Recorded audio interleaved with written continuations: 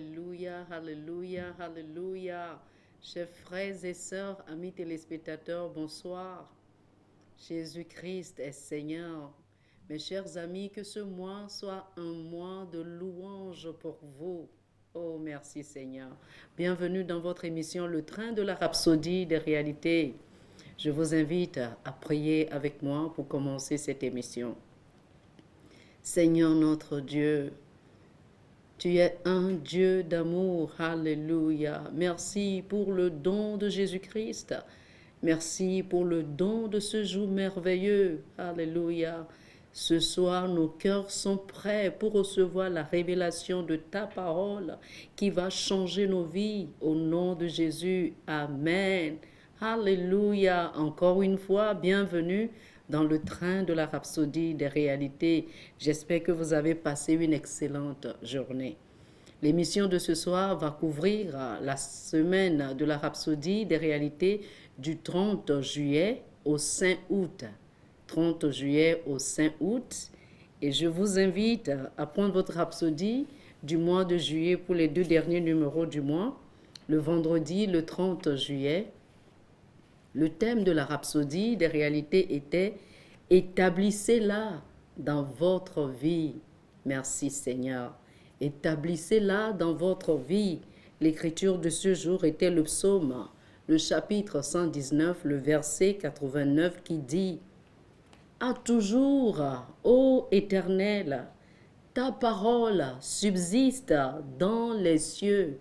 Amen. » Le pasteur Christ nous dit « N'acceptez jamais tout ce qui est contraire à ce que la parole de Dieu dit de vous.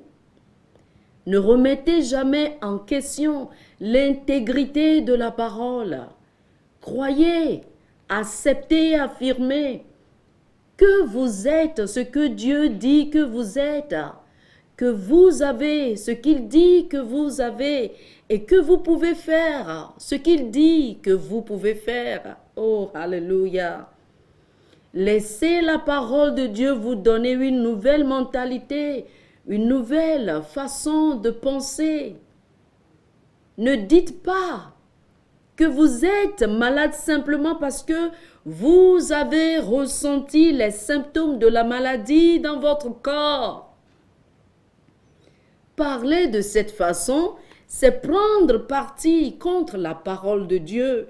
La parole dit que si l'esprit de celui qui a ressuscité Jésus d'entre les morts vit en vous, et Dieu merci, cet esprit est en vous. Si cet esprit est en vous, donc ce même esprit donnera la vie à votre corps mortel, selon Romains chapitre 8, le verset 11.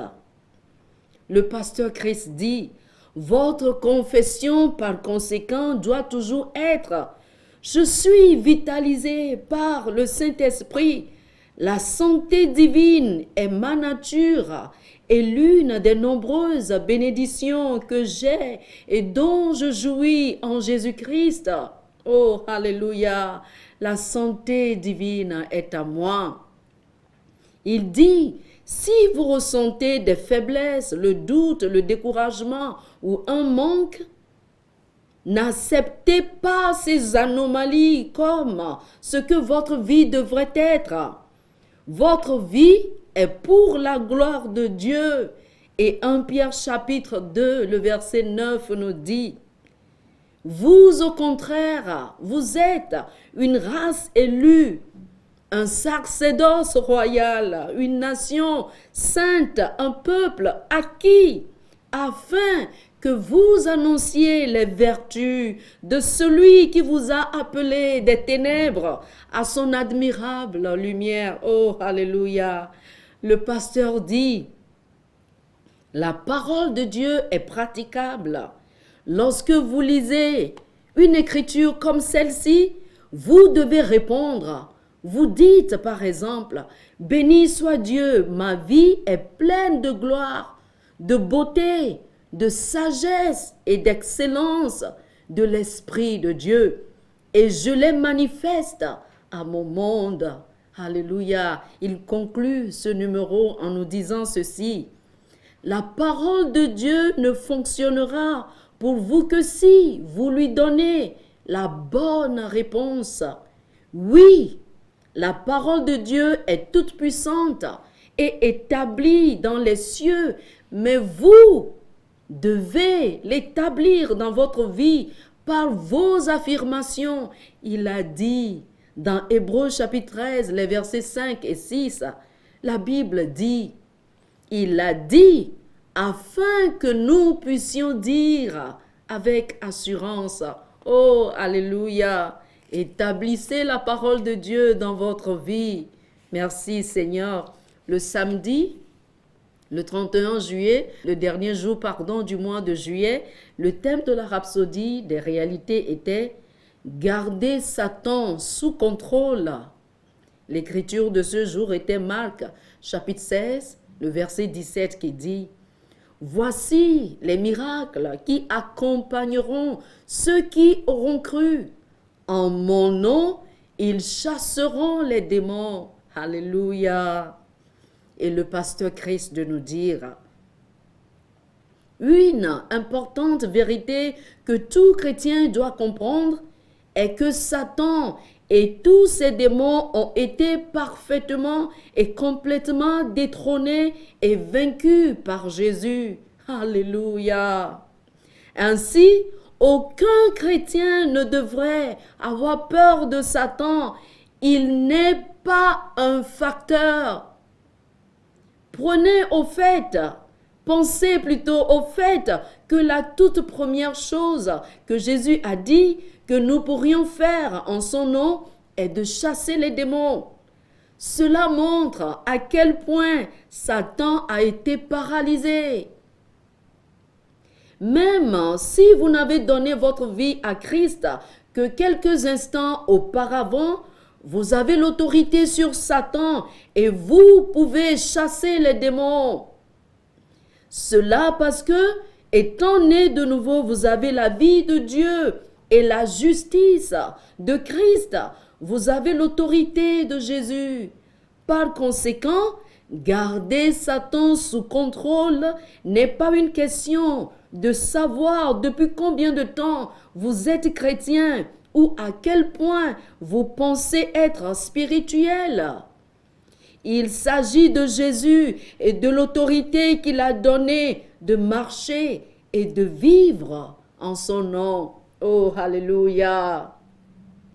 Satan n'a pas le droit de diriger les choses dans votre ville, dans votre maison, dans votre lieu de travail, dans votre pays, dans votre vie, dans votre nation, dans la vie de vos proches.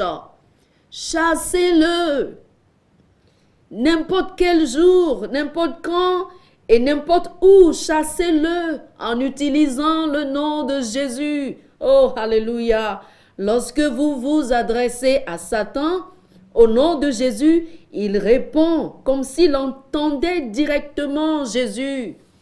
Oh oui, le pasteur nous dit, vous pourriez demander, et si le démon ne parle pas quand j'essaie de le chasser? Il dit, cela n'est pas une option si vous le faites au nom de Jésus. Quand vous avez conscience de ce que représente ce nom, vous allez savoir l'autorité qui est dans ce nom. Il dit, comprenez ceci, nous marchons en son nom. Et marcher en son nom, c'est reconnaître la puissance et l'autorité de son nom.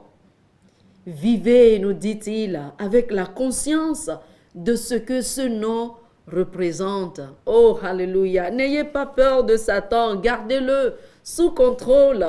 C'était le dernier jour du mois de juillet. Je vous invite à prendre votre rhapsodie du mois d'août, le 1er août, le dimanche, le 1er août. Le thème de la rhapsodie des réalités était sa force au lieu de votre faiblesse. Sa force au lieu de votre faiblesse. Oh, alléluia. Notre écriture de ce jour était 2 Corinthiens, chapitre 12, le verset 9 qui dit ceci. Et il m'a dit, ma grâce te suffit, car ma puissance s'accomplit dans la faiblesse. Amen. Alléluia. À mesure que vous servez le Seigneur, nous dit le pasteur Chris, vous devez savoir qu'il ne permet jamais que vous soyez épuisés ni crevés. Il renouvelle votre force. Oh, alléluia. Ésaïe chapitre 40, les versets 30 et 31 le décrivent merveilleusement bien. Cette écriture dit ceci. Les adolescents se fatiguent et se lassent, et les jeunes hommes chancellent. Mais ceux qui se confient en l'Éternel renouvellent leur force. Alléluia. Ils prennent le vol comme les aigles. Ils courent et ne se lassent point. Ils marchent et ne se fatiguent point. Oh, gloire à Dieu. Alléluia. Le mot hébreu traduit renouvelle ci-dessus signifie littéralement ramener à la vie. L'image que cela dépeint est celle de la souche d'un arbre qui est censé mourir, mais qui soudainement reprend vie. C'est une sorte de transformation où la mort est remplacée par une vie nouvelle.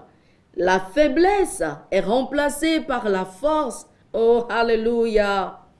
L'un de ces synonymes est substitué ou échangé. Ainsi, votre faiblesse est échangée contre sa force. Oh, merci Seigneur. Merci Seigneur Jésus. Ce n'est pas étonnant, nous dit le pasteur, que Paul ait dit dans Colossiens chapitre 1, le verset 29, ceci. C'est à quoi je travaille en combattant avec sa force qui agit puissamment en moi. Sa force agit puissamment en nous. Oh, alléluia. Alors, nous dit-il, il s'agit de sa force divine à l'œuvre en vous. Merci Seigneur. Il conclut ce numéro en disant ceci. En tant qu'ouvrier avec le Seigneur, travaillant pour lui et avec lui, il y a un renouvellement de votre force. Alléluia. Vous êtes constamment rafraîchis et rajeunis par l'Esprit de Dieu afin d'être rayonnant, inspiré et plein de joie à mesure que vous le servez. Soyez conscients de cela. Soyez conscients qu'il renouvelle votre force et que votre faiblesse est remplacée par sa force. Oh, alléluia, alléluia. Merci Seigneur. Chers amis, appelez-nous pour avoir votre copie de la Rhapsodie des réalités. Le jour qui a suivi, c'était le mardi passé, le 3 août, où le thème de la Rhapsodie des réalités était la justice par l'évangile. La justice par l'évangile. L'écriture de ce jour était Romains, le chapitre 1, les versets 16 et 17. La Bible nous dit, « Car je n'ai point honte de l'évangile. C'est une puissance de Dieu pour le salut de quiconque croit, du juif premièrement, puis du grec, parce que en lui est révélée la justice de Dieu par la foi et pour la foi. Amen. Oh, alléluia. Le pasteur Christ nous dit ceci. Au fil des ans, les hommes ont recherché la justice, mais la justice de Dieu n'est révélée que dans l'évangile de Christ. Tant que quelqu'un n'a pas accepté l'évangile, il ne connaîtra ni ne recevra jamais la justice de Dieu et ne sera pas capable de vivre une vie de justice. La justice est la droiture de Dieu dans l'esprit humain. C'est la nature de Dieu qui donne la capacité de se tenir dans la présence de Dieu sans condamnation, sans culpabilité, sans peur ni infériorité. Le pasteur dit, c'est la capacité de se tenir dans la communion et la droiture de Dieu. Il n'y a pas d'autre moyen pour parvenir à cette communion extraordinaire et à l'unicité avec le Seigneur, excepté par l'évangile de Jésus. Oh, alléluia! C'est pourquoi nous ne pouvons pas nous permettre de nous taire quand il s'agit de l'évangile. L'évangile est la réponse au cri de l'homme.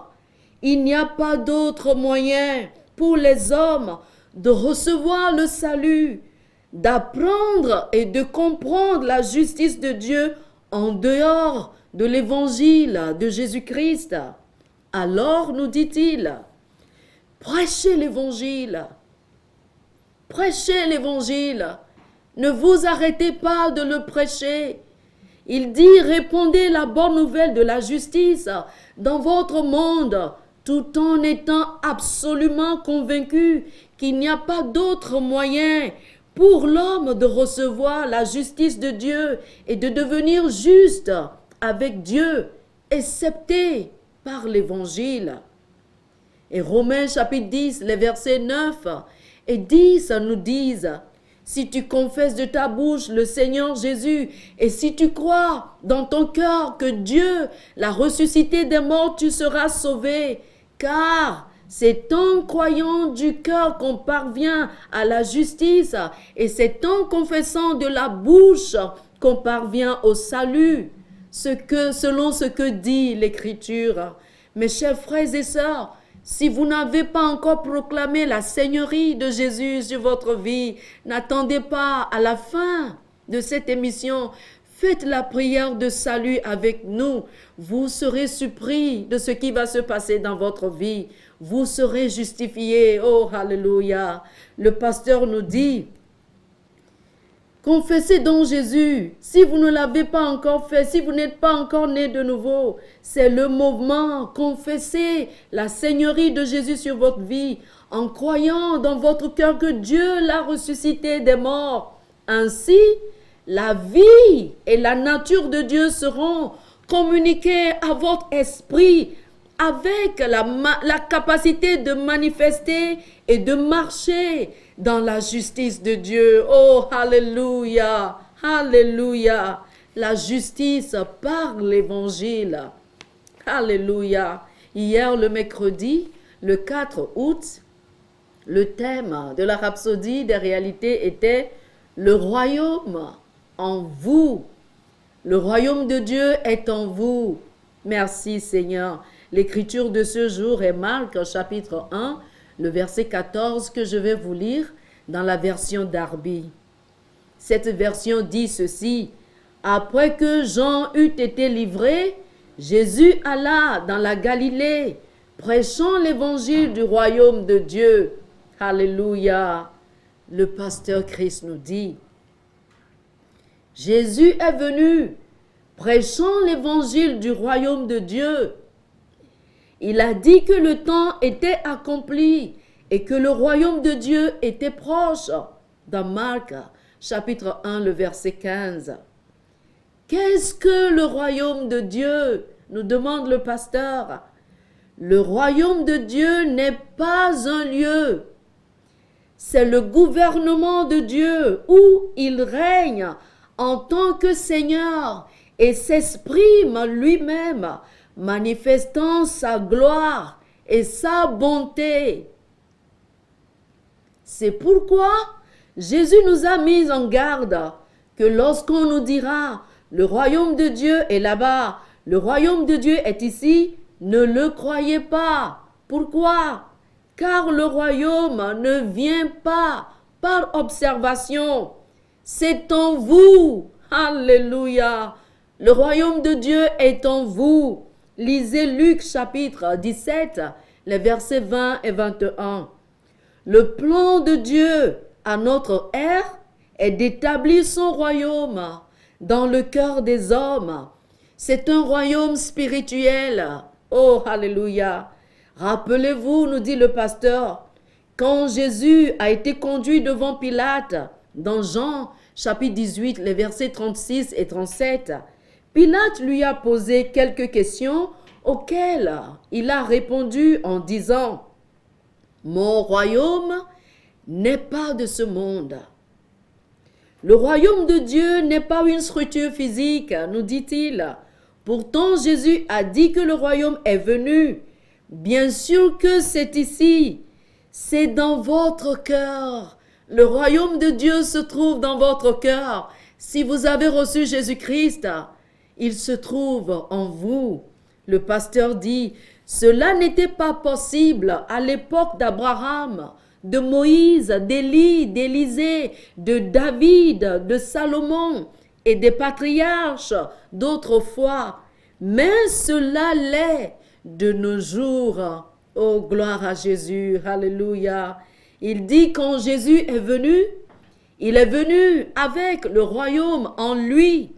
Maintenant que nous l'avons reçu, nous avons le royaume en nous. Gloire à Dieu. Nous avons la gloire, la grâce et la vie de Dieu.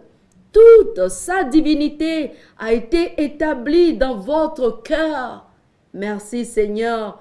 Dieu réside en vous maintenant. Le royaume se trouve en vous. Vous êtes devenus non seulement citoyens du royaume, mais vous êtes également porteurs du royaume de Dieu et des vérités divines. Oh, alléluia, le royaume est en vous. Merci Seigneur Jésus. Chers amis, aujourd'hui, le jeudi, le 5 août, le thème de la rhapsodie des réalités est « Synchronisez-vous avec la vision de Dieu ». Merci Seigneur. L'écriture d'ouverture est 2 Corinthiens, chapitre 5, le verset 18 qui dit « Et tout cela vient de Dieu, qui nous a réconciliés avec lui par Christ et qui nous a donné le ministère de la réconciliation. » Amen. Oh, Amen. Certaines personnes vivent en poursuivant leurs propres intérêts égoïstes sans se synchroniser avec la vision de Dieu, nous dit le pasteur. Quelle est la vision de Dieu? C'est que les hommes parviennent à la connaissance de la vérité selon 1 Timothée chapitre 2, le verset 4. Par conséquent, connectez vos rêves à son rêve et purifiez vos motivations avec son amour. Alléluia. Gagner les âmes devrait être une motivation absolue et la force motrice de votre vie. Vous êtes d'abord chrétien avant d'être politicien, enseignant, banquier, étudiant, etc. Alors, accomplissez votre appel dans l'évangile. Oh, alléluia. Que l'expansion du royaume de Dieu soit votre première passion. C'est là que réside la vraie joie, l'épanouissement et toutes les bénédictions que vous désirez.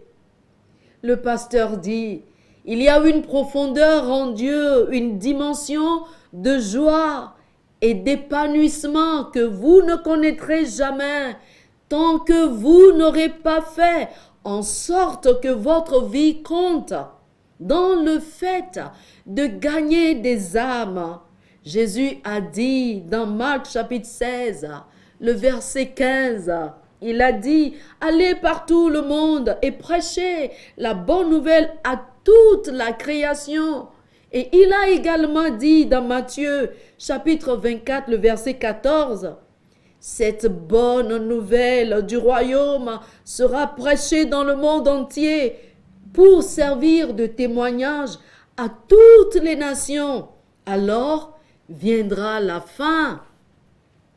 Le pasteur dit, vous êtes une lumière dans un monde ténébreux. Par conséquent, Soyez embrasés par l'évangile de Jésus-Christ. Faites-le briller constamment devant les autres avec une lueur incessante afin qu'ils puissent également devenir des lumières. Oh, alléluia. Vous êtes l'homme, vous êtes la femme que Dieu a pour ce moment afin d'annoncer la parole de vie et d'ouvrir les yeux de ceux qui sont perdus pour les faire passer des ténèbres à la lumière et de la puissance de Satan à Dieu. Oh, alléluia. Vous êtes la lumière du monde. Vous êtes le sel de la terre, nous dit les Écritures. Oh, merci Seigneur Jésus. Synchronisez-vous avec la vision de Dieu. Chers frères et sœurs, avez-vous reçu Jésus-Christ? Le Seigneur revient bientôt. C'est une vérité absolue. Recevez-le aujourd'hui si vous ne l'avez pas encore fait. Si vous n'avez jamais fait la prière de salut, mais vous croyez quand même en Jésus, faites cette déclaration avec moi, s'il vous plaît. Dites ceci: ô Dieu, je crois en Jésus. Je crois qu'il est venu dans ce monde et qu'il est mort pour les pécheurs. Il est mort pour mes péchés aussi. Aujourd'hui, je m'identifie à lui. Je confesse qu'il est le Seigneur et le Maître de ma vie. Et je l'invite à être Seigneur de ma vie et à régner en moi. Merci, ô Dieu. Je proclame que je suis devenue une nouvelle créature à partir d'aujourd'hui et que les choses anciennes sont passées. Merci Dieu de m'avoir répondu et de m'avoir exaucé. Amen. Oh, alléluia. Vous êtes devenu une nouvelle créature. Appelez-nous si vous avez besoin de plus d'informations sur cette nouvelle vie et nous avons un cadeau spécial pour vous de la part du pasteur Chris. Un livre intitulé « Maintenant que vous êtes nés de nouveau ». Et si vous avez besoin d'une copie de la Rhapsodie des réalités pour ce mois d'août, n'hésitez pas à nous appeler. Appelez-nous, que le Seigneur vous bénisse. Je vous souhaite une excellente soirée. Amen.